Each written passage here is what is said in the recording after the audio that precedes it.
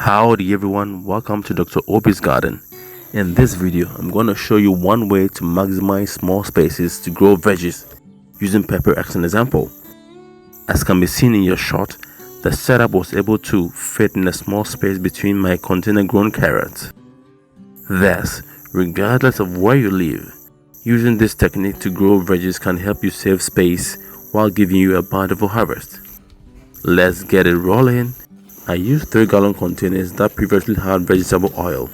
Thus, I had to wash them thoroughly before use. Milk or water gallons can also be used. First, cut the bottom of the gallon from one end to the other, whilst leaving one of the longer size intact as shown.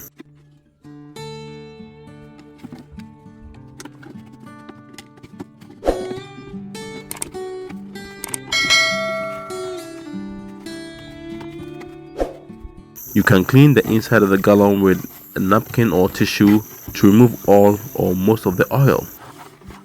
The remaining gallon should be cut in the same way. However, how you cut each gallon can affect the arrangement on the supporting structure or pillar. The best arrangement is to have the holes at the bottom of the gallon facing opposite sides. You can first stack the gallons on each other as shown to help you know which side to cut or leave intact for each gallon. After cutting, the gallon should look like this. The next thing to do is to arrange the gallons on the supporting structure or pillar. I used a piece of wood that I had lying around in my garden. The ideal pillar should be about 5 to 6 feet long, 2 inches thick, and 2 to 3 inches wide. Other things needed include felt nails and a hammer to drive the nails. Alternatively, you could use screws and an electric screwdriver. Before attaching the gallons to the pillar, use a nail to poke a hole on either side of one of the corners of the gallon near the cut end. These corner holes should be directly above the bottom hole. You will see its function later. Measure about 12 inches from the bottom end of the pillar and mark it out. This is where the bottom of the gallon should rest. Using 2 felt nails, attach the gallon to the wood as shown. Notice that the wood was attached on one side of the gallon but not directly at the center. This arrangement allows the bottom of the hole of the upper gallon to be directly above the lower gallon so that excess water and nutrients drain into the lower gallon. The second gallon should be attached to the wood following a similar pattern, leaving a space of about 6 inches between the cut end of the lower or first gallon and the bottom end or bottom hole of the second. This is repeated for the remaining gallons. The setup should look like this after all the gallons have been attached to the pillar.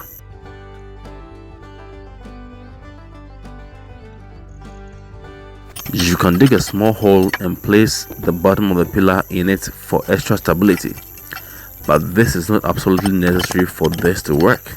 The most important thing to do is to lean the pillar against a strong wall at an angle and use wall nails to keep it from slipping.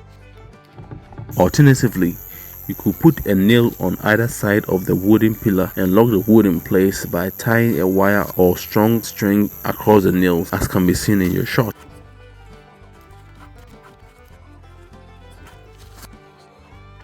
The setup is now complete. The next step is to start growing your plants in them, and my pepper seedlings were ready for that. To prevent the soil from falling out, you can first place a small layer of mulch inside the gallon near the bottom hole before planting and filling with the soil. Carefully remove the seedling from the pot, making sure that the soil is intact. You should also snap off all the lower leaves before planting. Place the seedling in the gallon and carefully fold the leaves so they can fit through the bottom hole while gently pulling it out through the hole with your other hand. You should cover the hole with the mulch from the inside before the soil from the seedling rests on the hole. Now you can add more soil to fill the gallon up to the level right before the small hole made in the corner of the gallon close to the top. You will see the function of this hole shortly. Once the gallon is filled with soil, the next step is to water the soil well so that excess water drains out of the hole at the bottom as shown. Notice that The excess water mixed with soil is dripping on the leaves of the pepper seedling right below it. To prevent this from happening, you need to orient the seedlings upwards with the help of a string. This is when the small corner holes becomes useful. Tie one end of a string to the pepper seedlings as shown. Pass the other end through the two corner holes and tie it back to the other end already attached to the seedling.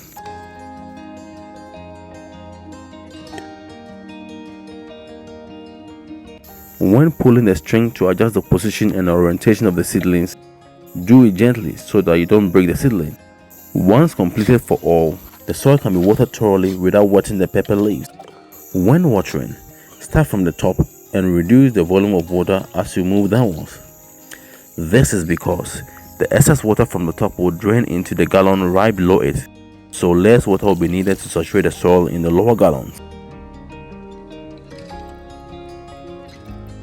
You can place a cup or small container under the lowest gallon to collect any excess water. This can serve two purposes. Firstly, it prevents the water from creating any mess on the floor. Secondly, any nutrients in the excess water can be poured back into the soil, minimizing wastage. Thus, this system is space, water and nutrient efficient. The plants will begin to flower after a couple of weeks, as can be seen in your shot. Give this a try and let me know what you think. That is all for now. Thanks for watching. If you found this video useful, smash the like button and also share it so that more people will benefit from it. Don't forget to subscribe if you have not already done so. Check out our other videos or see you in our next. Until then, it's adios.